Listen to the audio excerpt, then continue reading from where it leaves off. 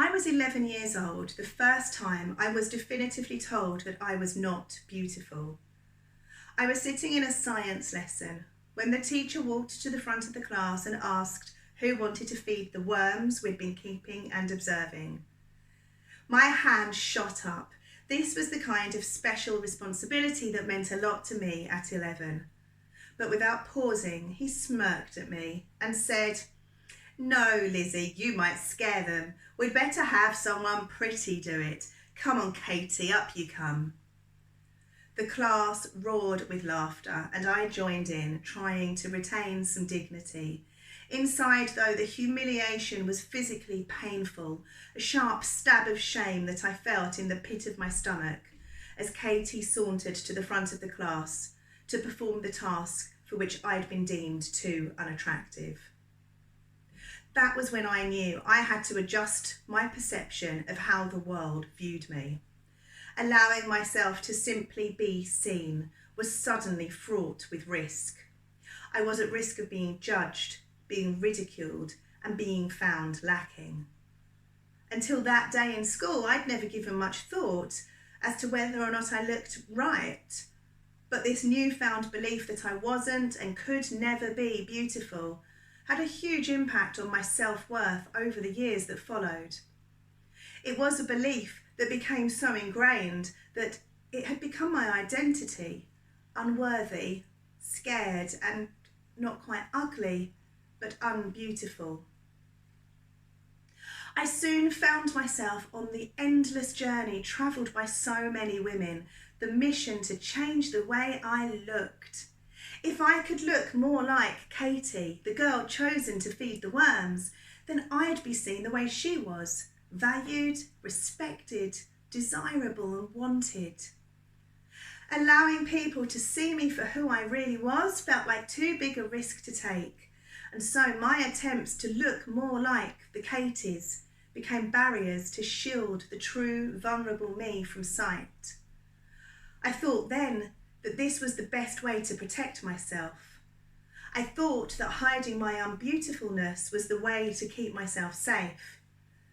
But it turns out the real risk comes from believing you don't look good enough the way you are. A 2019 Mental Health Foundation study found that 1/3 of UK adults have felt anxious or depressed due to their body image. I was definitely amongst that number.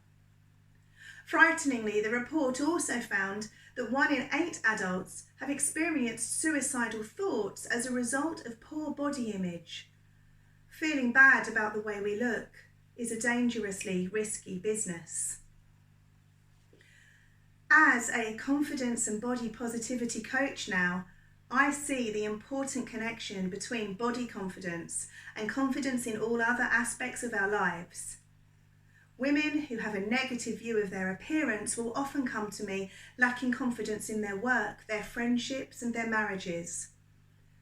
Our entire emotional state can be affected by the way we feel about how we look.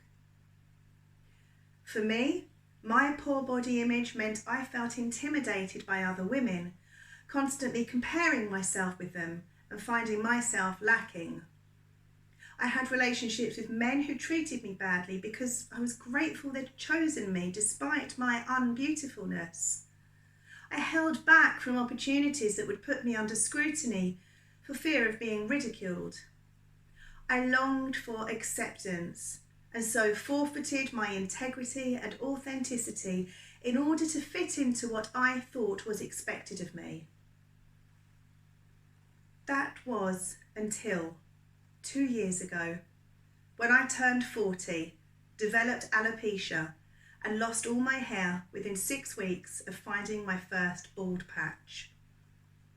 It was an event that changed my life, though not, as it turned out, in the way you might imagine. When my hair fell out, I was initially distraught. It felt catastrophic. I'd spent 3 decades attempting to change my outward appearance, but now I was bald and would never look like the beautiful women I had envied for so long. I convinced myself that I needed to double down on my efforts to hide my true appearance from the world, until I unexpectedly had a moment of absolute clarity that changed everything. Losing my hair meant I would never fit within the parameters of beauty that I'd spent my life longing for. And so I gave myself permission to stop trying. I suddenly saw that I was devastated about going bald because I believed it was what was expected of me. I'd been complying with the expectation that I'd be heartbroken at losing my hair without ever actually asking myself how I really felt about it. So I took a long look in the mirror, seeing myself properly for the first time, and I realised that I liked it. The belief that I needed to change how I looked began melting away.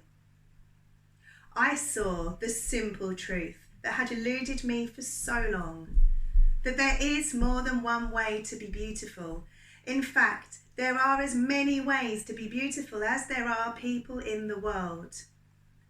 And as this powerful understanding sunk in, my identity shifted. I chose to reject the story I'd believed since I was 11, that I could never look right. And that was when I made a conscious decision to begin to identify as a beautiful woman. A statement to myself and to the world that I am good enough the way I am. Finally, I was ready to take the risk and allow the world to see me in my entirety. No more hiding, no more trying to look like someone I wasn't. I was ready to say, this is me and I like it. It was a powerful act of defiance to share my hairless head with the world and say, I'm beautiful. For too long, I'd fallen into the trap of believing that to feel beautiful, and by extension to feel valued, respected and worthy, I needed to change how I looked, but no more. We live in a world where all of us, women in particular, are bombarded daily with the message that no matter how we look, it's wrong. But given the link between poor body image and poor mental health, this message is a deeply dangerous one. And this is why identifying as beautiful is an act of courage and an act of defiance. When we make a conscious choice to reject the narrative that there's only one way to be beautiful, it's nothing short of transformative.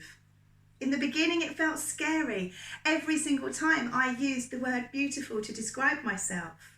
When you're short, fat and bald and say, I'm beautiful, it's a huge leap into what feels like dangerous territory, leaving yourself exposed, vulnerable to the judgments and criticisms of those who might still believe your appearance could scare the worms. But the more I did it, the less risky it felt. And so what started as an act of defiance became an act of authenticity. Identifying as beautiful began to feel less like a risk and more like an awakening. It felt like I was finally seeing who I'd always been. And armed with my newly claimed identity, I began showing up in all aspects of my life with energy, purpose and confidence. I finally understood that I am good enough, that I'm valued, that I'm worthy of feeding the worms.